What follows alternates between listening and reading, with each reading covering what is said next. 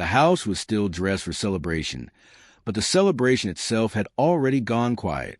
White ribbons hung loosely from the dining chairs, their edges curling like they were tired of pretending. A single balloon drifted near the ceiling, deflated just enough to look embarrassed. The wedding gift sat unopened in the corner, boxes stacked neatly, as if waiting for a moment that never arrived. She stood in the kitchen, barefoot on the cold tile, holding a mug of tea that had long gone untouched. 3 weeks ago, this same kitchen had been full of laughter, friends, family, promises whispered between stolen smiles. Now, the only sound was the refrigerator humming, steady and indifferent. Her husband sat at the dining table behind her, scrolling through his phone. He hadn't looked up in several minutes. At first, she told herself this was normal. Newly married life wasn't supposed to feel like fireworks every day. Everyone said the real marriage began after the wedding glow faded. Still, something about the silence felt wrong. Too sharp, too deliberate. "Did you sleep at all?" she asked gently, turning halfway toward him. "Yeah," he replied quickly. Too quickly. "I'm just tired." He didn't ask about her night. He didn't meet her eyes. She nodded, pretending not to notice the familiar tightening in her chest. Over the past week, she'd learned how to swallow questions before they reached her lips. Every time she tried to really talk, his answers came back clipped, rehearsed, as if he were reading lines from a script he didn't believe in. They used to talk about everything. Dreams, fears, the future they'd just signed up for. Now, even silence felt guarded. That night, lying beside him in bed, she stared at the ceiling fan as it spun slowly overhead. His back was turned to her, a physical distance that mirrored the emotional one. She could hear him breathing, steady and calm, while her own thoughts raced. Was it something she said, something she did, or something he was hiding? She replayed moments from the wedding, the way he'd hesitated before saying his vows, the faint tremor in his voice that she'd mistaken for emotion. She remembered brushing it off, convincing herself that nerves meant nothing. Now, those memories felt heavier. In the days that followed, the pattern repeated. Late showers, locked phone screens, sudden errands that didn't add up. He smiled when others were around, played the role perfectly. But when they were alone, he faded into himself, like a man slowly disappearing from his own life. One afternoon, she found herself standing in the hallway, watching him tie his shoes in silence. "You don't have to rush," she said. "We were supposed to have dinner tonight." He paused for just a second. Not long enough to be obvious, but long enough for her to notice. "Something came up," he replied. "I'll explain later." Later never came. As the door closed behind him, the sound echoed through the house, louder than it should have been. She stood there long after he'd gone, her reflection staring back at her from the hallway mirror. She barely recognized herself. The newlywed glow already replaced by uncertainty. That night, she sat alone at the table meant for two, staring at an empty chair. The silence wasn't peaceful anymore. It felt like a warning. And somewhere deep inside her, a thought began to form. Quiet at first, almost afraid to exist. 3 weeks into marriage, and something had already begun to break. She didn't yet know what it was. But soon, she would be forced to hear it spoken out loud. By the 21st day, the silence had developed a rhythm. She could predict it now. The way mornings passed with minimal words. The way evenings ended with him retreating into his phone. His thoughts clearly somewhere she was not invited. 3 weeks into marriage, and they were already living like polite strangers sharing the same space. She stopped asking where he was going. Not because she didn't want to know, but because every answer sounded incomplete. Work stuff. Just needed air. I'll be back soon. The words floated between them, empty and weightless, never landing anywhere solid. One evening, she noticed it for the first time clearly. His laughter wasn't meant for her anymore. She was in the living room, folding laundry, when she heard it, a low laugh, quiet but genuine. She glanced toward the hallway. He was in the bedroom. Phone pressed to his ear, voice lowered, smiling in a way she hadn't seen since before the wedding. Her hands froze around his shirt. When he noticed her standing there, the smile vanished instantly. The call ended. The room shifted. "Who was that?" she asked, keeping her voice neutral.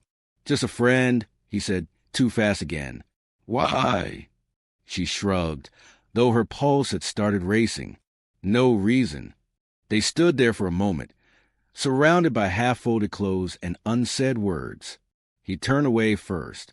That night, she scrolled through old photos on her phone, engagement pictures, candid moments, proof that whatever this was hadn't always existed. She studied his face in each image, searching for signs she might have missed. Was he already distant then? Or had the truth only begun to surface now? Her sleep came in fragments. Each time she closed her eyes, her mind filled the silence with possibilities she didn't want to name. The next morning, she confronted him, softly, carefully, like someone approaching a cracked mirror. "Did I do something wrong?" she asked as they stood in the kitchen. "You feel far away." He exhaled slowly, resting his hands on the counter as if bracing himself. "It's not you," he said. "I just need time." Time for what? She wanted to ask. But instead, she nodded. That was how it worked now. She asked questions. He asked for space. She respected it. He took more. Over the following days, the distance grew bolder. He stopped touching her unless it was necessary, brushing past in the hallway, handing her a plate. Even then, his fingers pulled away quickly, like contact burned. One evening, she heard his phone buzz while he was in the shower. She didn't mean to look. She told herself that. But the screen lit up with a name she didn't recognize, and a message preview she couldn't unread. "I miss you already." Her heart slammed against her ribs. When he returned, towel around his waist, she was sitting on the edge of the bed, phone in her hand. "Who is this?" she asked quietly. He froze. For the first time since the wedding, he didn't have an immediate answer. It's complicated," he said. The word felt like a crack spreading through glass. She stood, her legs unsteady. "Complicated how?" He opened his mouth, closed it again, ran a hand through his wet hair. The room felt too small, the air too thin. "I can't talk about this right now," he said finally. "Not tonight." Something in his tone, final defensive, told her this wasn't just stress. It wasn't cold feet. It wasn't a phase. It was a secret. As he turned away, pulling on a shirt, she realized something terrifying with sudden clarity.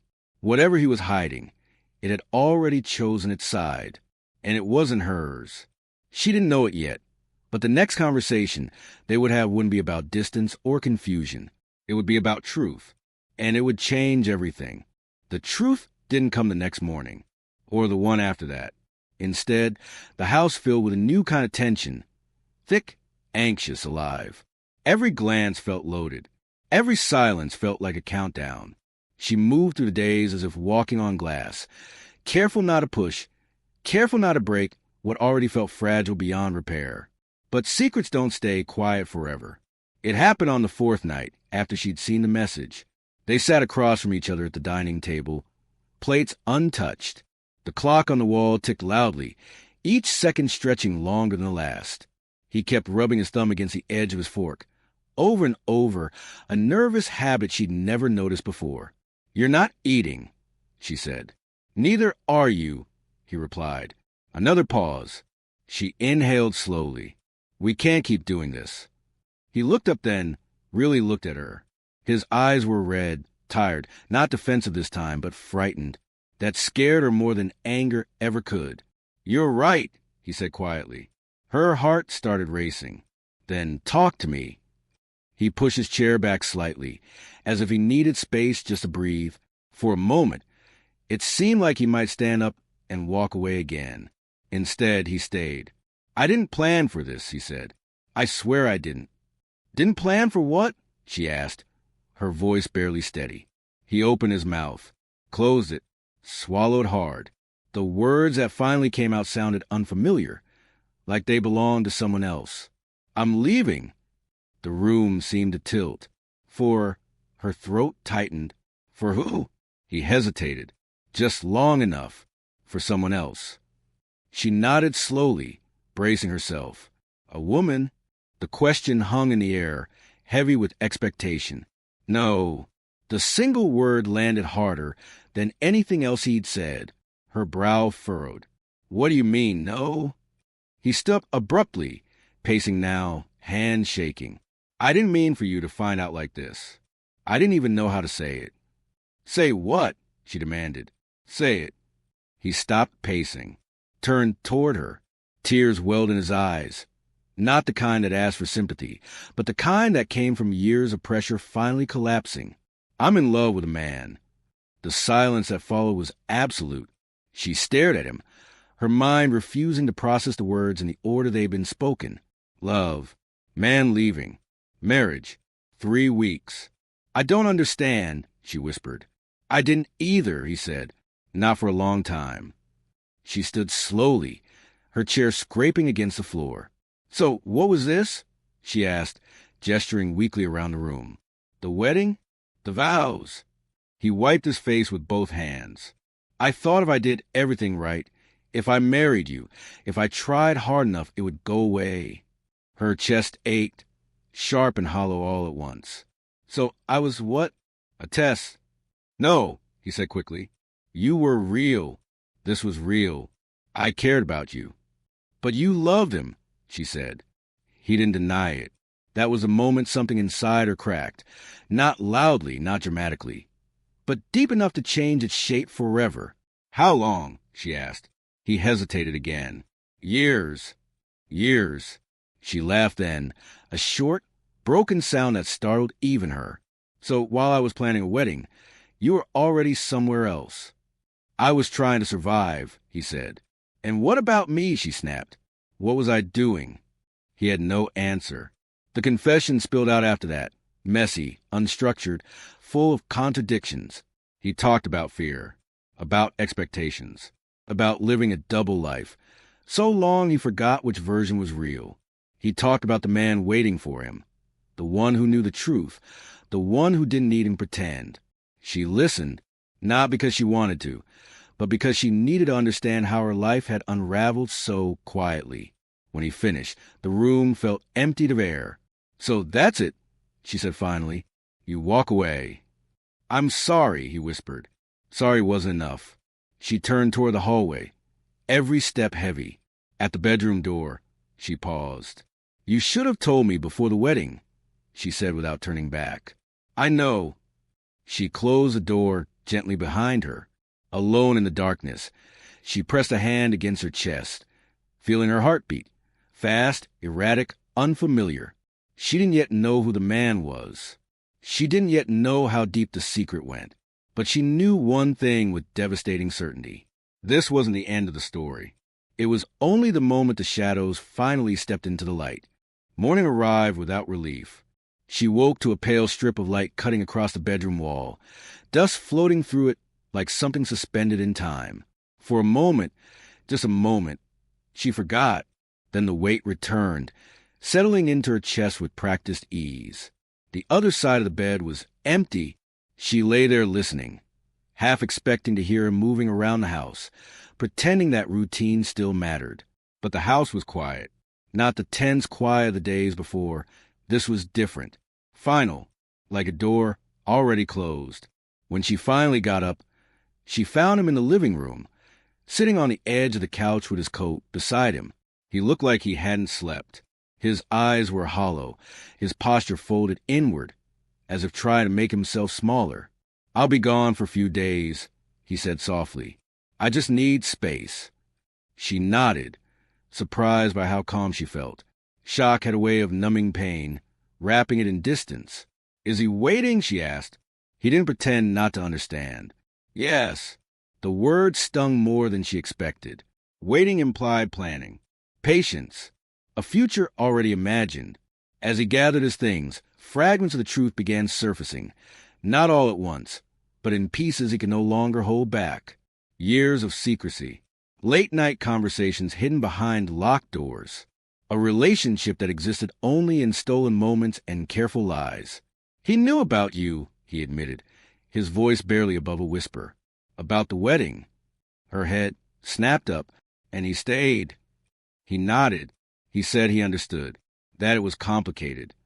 Complicated. The word followed her as he left, dragging his suitcase across the floor, pausing at the door like he wanted to say more. But whatever apology he still carried died between them. The door closed, the lock clicked, and she was alone with a love story she'd never agreed to be part of. In the hours that followed, memories rearranged themselves into something darker. The nights he'd been distant weren't stress. They were guilt. The tenderness she'd felt at times wasn't devotion. It was compensation. She began to see how carefully the truth had been hidden, not just from the world, but from himself. She sat at the dining table, staring at the same chair where he confessed, and wondered how long shadows could coexist with light without destroying it. Apparently, 3 weeks. Later that afternoon, she opened his laptop, not out of jealousy anymore, but desperation. She needed context, closure, proof that she wasn't imagining the depth of the deception. Messages filled the screen, not explicit, not careless, but intimate in a way that cut deep. Shared fears, longing, promises whispered through text. They spoke of a future that began the moment her marriage ended, maybe even before. One message stopped her breath completely. "Soon, we won't have to hide anymore." She closed the laptop slowly, as if moving too fast might shatter her. It wasn't just that he loved someone else. It was that the secrecy itself had been nurtured, protected, chosen. As evening fell, her phone began buzzing. Missed calls, messages, family members checking in, unaware of how dramatically everything had already shifted. She didn't answer. She wasn't ready to explain how a marriage could collapse before the thank you cards were even sent. She moved through the house, touching objects that now felt foreign.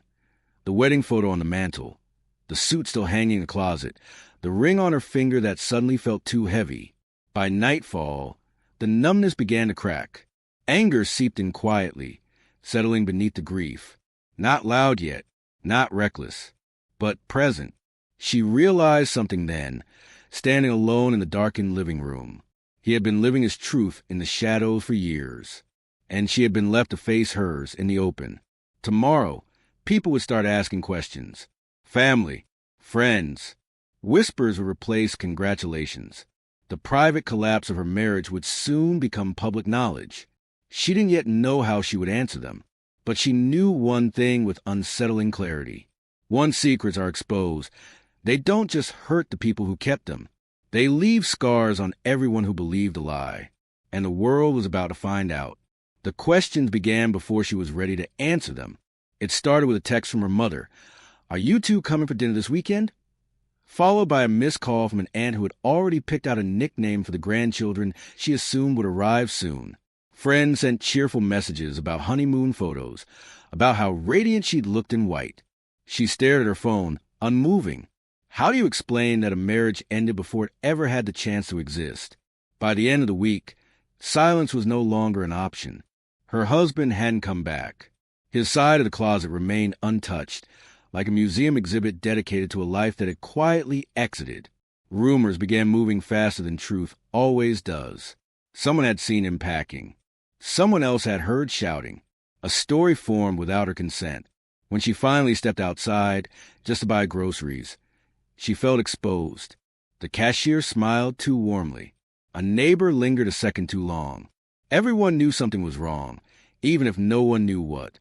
At her first family gathering since the separation, she wore her wedding ring, not because she believed in it anymore, but because she wasn't ready to explain its absence.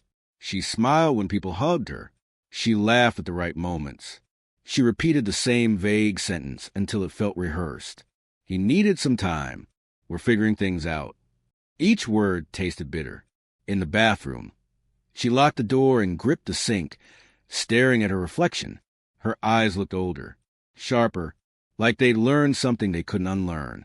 When she returned to the living room, she caught snippets of hushed conversation, voices lowering when she walked past. Sympathy wrapped in curiosity, concern tangled with judgment. She realized then that her pain had become public property, and he wasn't there to share it. Later that night, alone again, she finally removed the ring and placed it on the kitchen counter. It made a soft sound as it landed, small, insignificant, nothing like the vows it represented. She sat down across from it and cried for the first time since the confession. Not quietly. The tears came hard and fast, her body folding inward as if trying to protect what little remained intact. She cried for the marriage she believed in, for the future she planned, for the humiliation of being left before the ink on the certificate had even dried. But beneath the grief was something else, something she didn't yet want to name. Anger. It grew stronger each time she imagined him elsewhere, living openly now, relieved of the secrecy that had crushed her, while she was left managing explanations, whispers, and the slow erosion of her identity as a wife who never truly was one. Days passed, then weeks. She stopped answering messages altogether. Let them speculate. Let them assume. Retreat felt safer than pretending strength she didn't have. At night, she replayed conversations in her head. Every hesitation, every pause she'd ignored. She wondered how many people had known before she did. How many smiles at the wedding had been complicit in a lie. Sleep became unreliable. When it came, it was shallow, filled with dreams where she chased answers that dissolved the moment she reached them. One evening, while sorting through old mail, she found an envelope addressed to both of them. Bold letters, cheerful font. A reminder of the life they were supposed to share. Something inside her tightened. She realized then that staying silent wasn't protecting her anymore. It was consuming her. The ruin of her marriage wasn't just public. It was settling inside her, quietly reshaping her thoughts, her emotions, her sense of self. And as the grief slowly began turning inward, she felt a shift she couldn't yet explain. The sadness was no longer the loudest voice in her mind. Something darker was starting to speak, and it was learning how to survive alone. Grief did not arrive all at once. It settled slowly, like dust in an abandoned room. Then at first, barely noticeable, until every surface was coated and breathing became difficult. She stopped marking days on the calendar. Morning and night lost their meaning. Time no longer moved forward. It circled. She rarely left the house now. When she did, it was early, when streets were quiet and faces unfamiliar. At home, the curtain stayed half-drawn, letting in just enough light to remind her the world was still functioning without her. She replayed everything endlessly. Every smile at the wedding. Every pause before his answers. Every night, she'd fallen asleep believing she was loved. Her mind turned memory into evidence, stitching moments together into something sharper and more painful than the truth itself. She no longer asked why he'd done it. She asked how she hadn't seen it. The questions turned inward. Was I not enough? Was I just convenient? Did he ever love me at all? At night, she lay awake staring at the ceiling, listening to the house creak and settle. Sometimes she imagined footsteps in the hallway, his returning. Other times, she imagined confronting him, rehearsing words she would never say out loud. Her phone sat beside her, screen dark but heavy with temptation. She told herself she wouldn't look again, that reading those messages had already cost her enough. But grief has a way of dissolving boundaries. She opened the laptop, not to snoop this time, but to understand. She reread conversations she'd already seen, noticing details she'd missed before. Patterns, codes, the way affection was disguised as concern, longing buried beneath casual words. It wasn't just a relationship, it was a refuge, a place where he'd gone to be honest, while she lived with a performance. She closed the laptop, hands shaking. The realization didn't come with tears. It came with numbness. Days passed where she barely spoke to anyone. When her mother called, she let it ring. When friends knocked, she pretended not to hear. Isolation wrapped around her like armor, heavy, uncomfortable, but protective. In the mirror, she barely recognized herself. Her eyes seemed sharper now, more alert, as if grief had trained them to look for threats everywhere. Her body moved on autopilot, shower, eat, sleep, survival without purpose. One afternoon, while cleaning a drawer she hadn't touched in weeks, she found a folded note from their wedding day, something he'd written and tucked into her bag, without her noticing. No matter what comes, we'll face it together. She stared at the words until they blurred. Something inside her twisted, not into sadness, but resolve. He had chosen his truth. He had chosen freedom. and she had been left to absorb the damage alone. That night, she didn't cry. She sat at the kitchen table, hands wrapped around a cold cup of tea, staring into nothing. Her thoughts slowed, sharpened, reorganized themselves. She realized she wasn't grieving him anymore. She was grieving herself, the version of her that trusted easily, that believed love meant safety. That woman felt distant now, almost naive. In her place stood someone quieter, watchful. Change, grief, when turned inward long enough, doesn't disappear. It transforms. It becomes obsession. It becomes control. It becomes a need to reclaim what was taken. By the time she finally slept, the house felt different, not emptier, but charged, as if something new had moved in with her. She didn't yet know what she wanted from him. An apology? An explanation? Closure? But she knew one thing with growing certainty. Avoidance was no longer an option. Soon, she would have to face him again, not as the woman he left behind, but as someone who had survived the silence.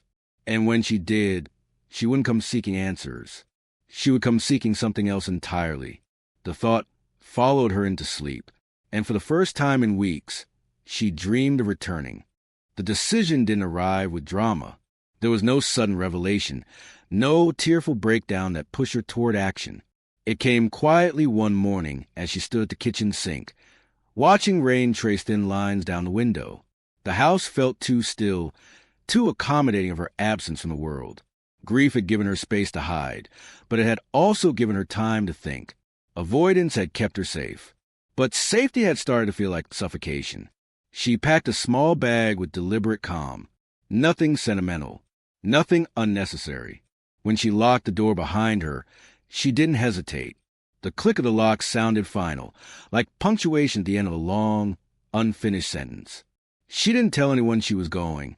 By the time she reached the city where he now lived, the rain had stopped. The streets were busy, alive in a way her own had not been for weeks. She parked across from the building and sat there, hands resting lightly on the steering wheel, breathing evenly. From the outside, she looked composed. Inside, everything was tightly controlled. She watched people come and go, couples laughing, strangers brushing past each other without consequence. It struck her how ordinary the world was, how easily life continued while hers had fractured. When she finally stepped out of the car, she felt taller, heavier, grounded. She walked into the building without asking for permission. The hallways smelled faintly of cleaning solution and something warm, coffee maybe. Each step echoed, steady and unhurried. She stopped in front of the door she'd memorized from his forwarded mail. For a brief moment, her hand hovered in the air. Then she knocked. The door opened slowly. He looked surprised, but not shocked. For a second, neither of them spoke. His face had changed since she'd last seen it. Lighter somehow, less burdened. The realization cut deeper than she expected. "You're here," he said finally. "Yes," she replied. Her voice was steady, almost gentle. He stepped aside, uncertain, and she entered without waiting for an invitation. The space was small, carefully arranged. Minimal, temporary. It didn't feel like a home. It felt like a hiding place that had recently learned how to breathe. She glanced around, taking in details without reacting. A jacket on the chair, a mug in the sink, 2 toothbrushes in the bathroom. She passed on her way to the living room. He noticed where her eyes lingered. "He's not here," he said quickly. She nodded. "I didn't come for him." They stood across from each other, an invisible distance between them that no amount of shared history could bridge. She could sense his unease growing, not fear exactly, but discomfort, the kind that comes when the past refuses to stay buried. "You look different," he said. "So do you." He gestured toward the couch. "Do you want to sit?" "No." She remained standing, arms relaxed at her sides. Calm was her weapon now, and she held it carefully. "I'm not here to argue," she said, "or to cry.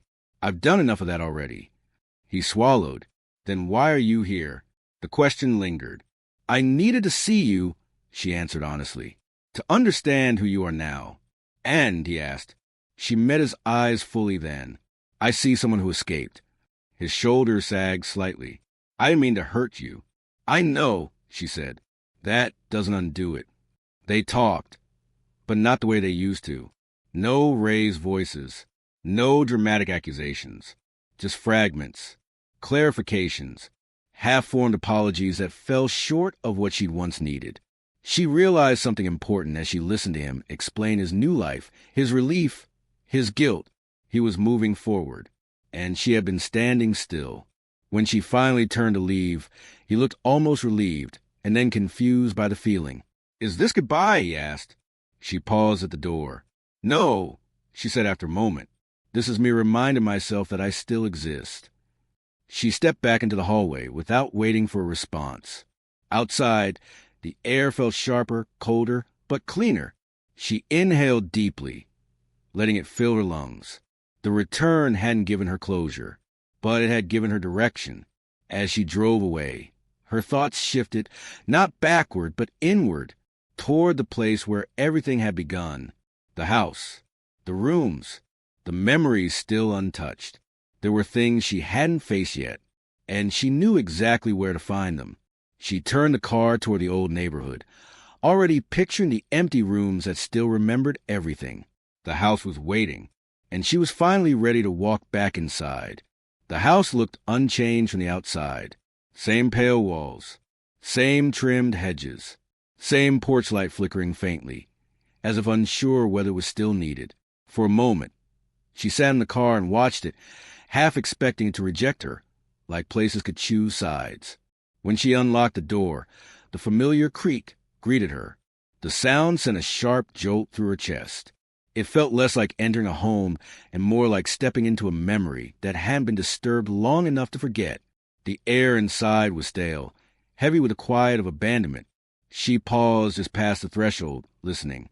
Nothing. No footsteps. No voices. Only the faint hum of electricity running through a space that no longer felt alive. She set her bag down and walked slowly, deliberately, as if the house needed time to recognize her again. In the living room, the wedding photo still sat on the mantel. She hadn't had the strength to move it before. Now she picked it up, studying their faces. Her smile had been open, unguarded. His had been careful, measured. She wondered how many people could see the truth in hindsight, and swore she would never trust hindsight again.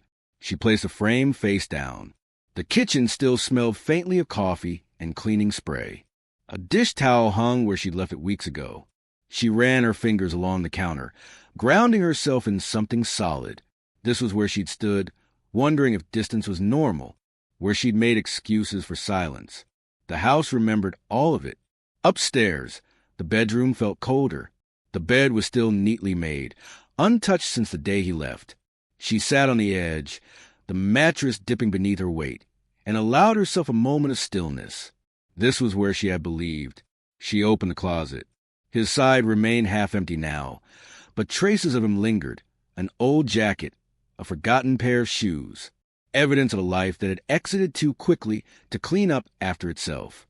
Anger stirred, slow and steady. She moved from room to room, letting the memories surface instead of pushing them away. The hallway mirror where she'd studied her face, searching for answers. The spare room meant for a future that would never arrive. Each space held a version of her that no longer existed. But something else lived here now, too. Clarity. She realized the house didn't hurt her anymore. It didn't accuse or betray.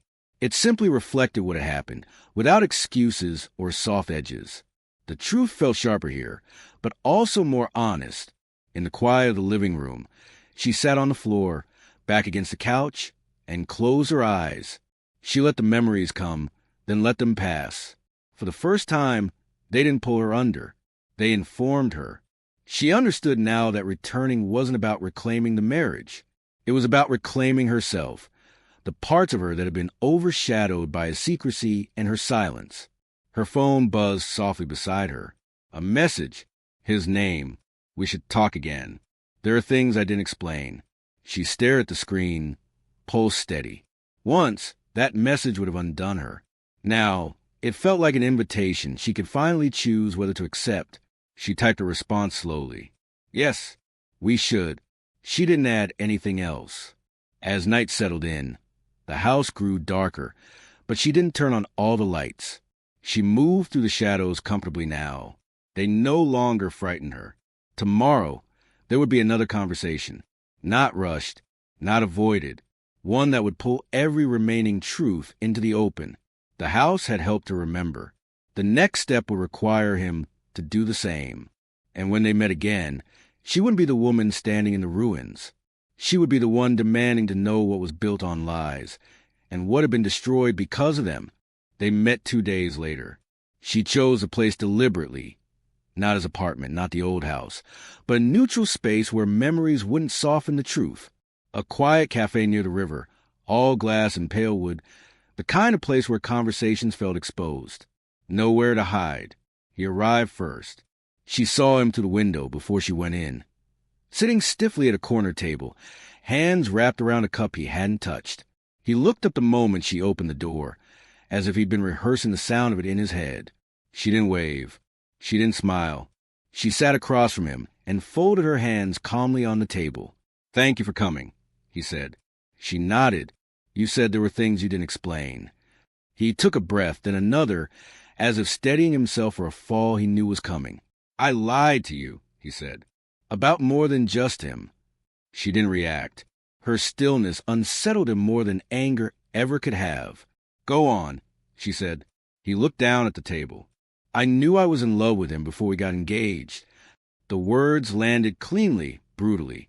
Her jaw tightened, but her voice remained even. "So the wedding was me trying to bury it," he finished.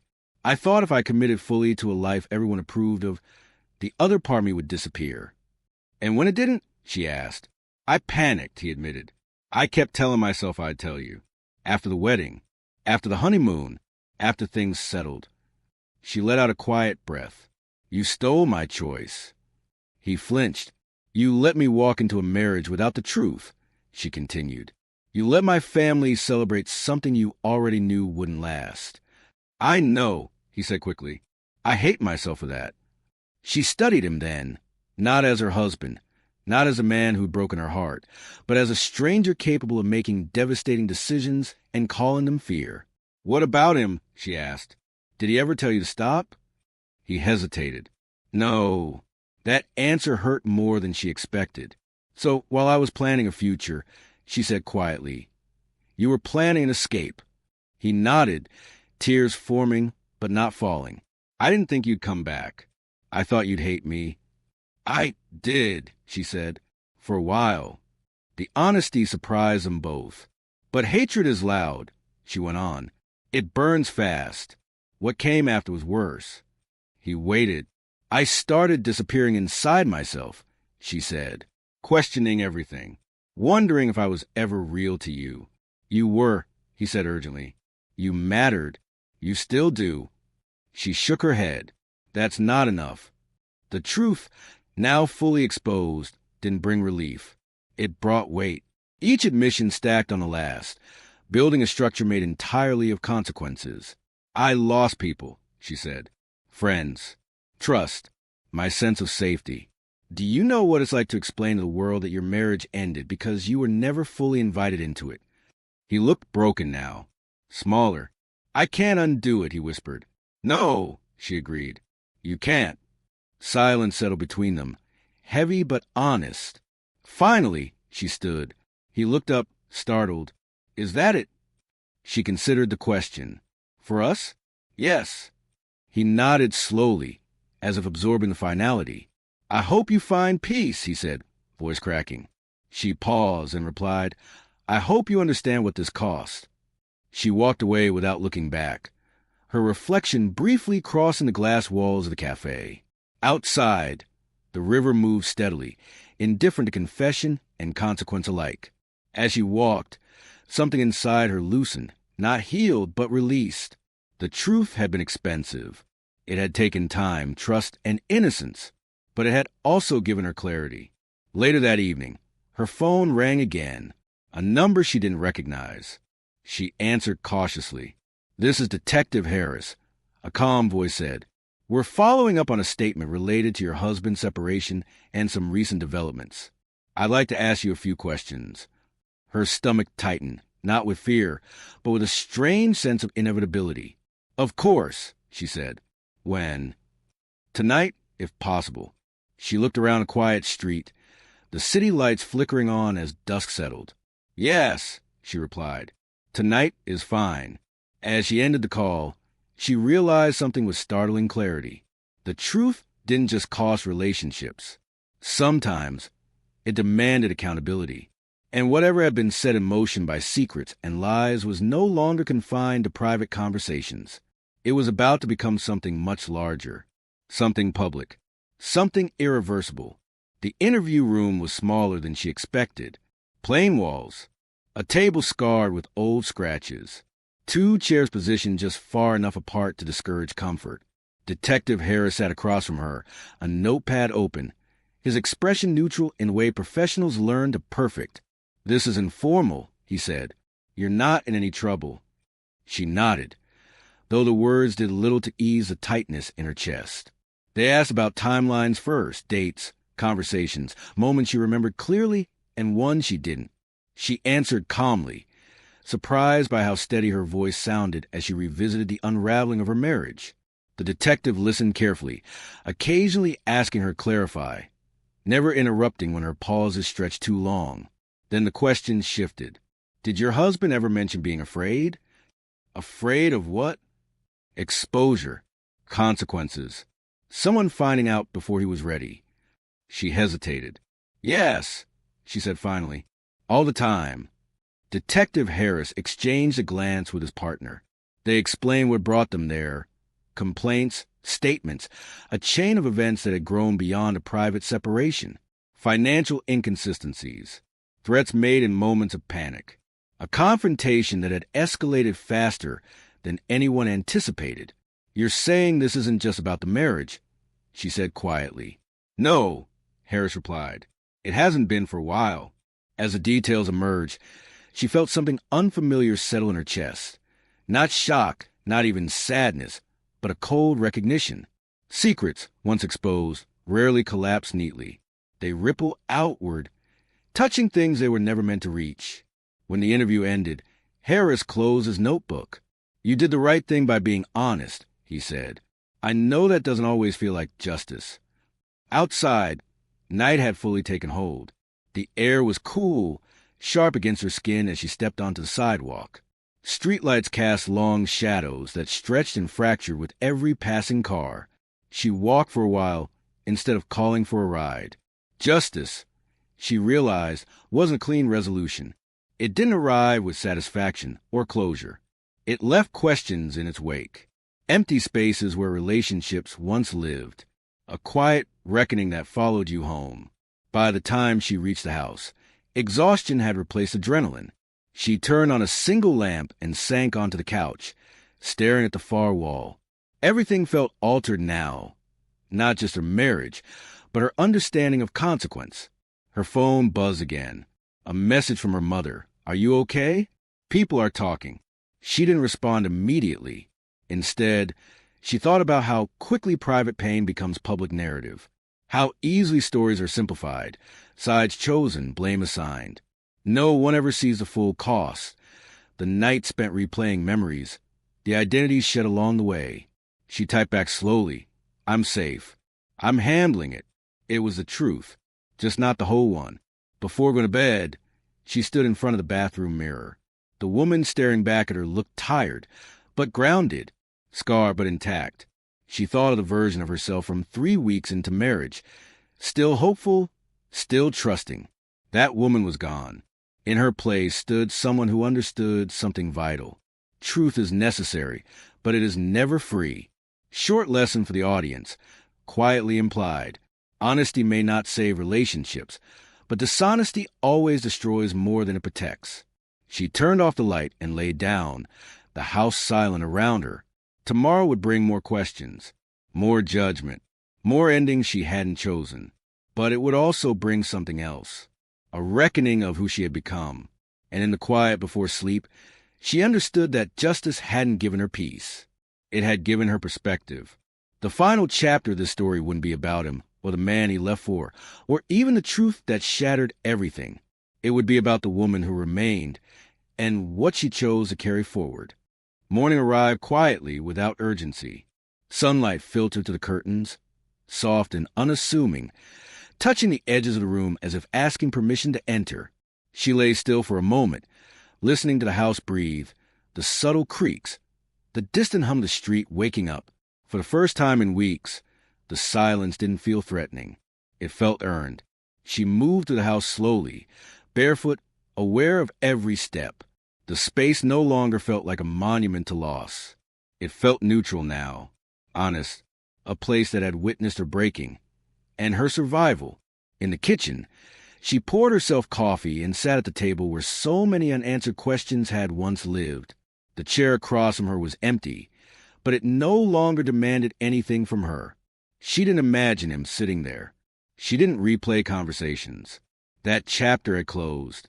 What remained was something quieter, more difficult to define.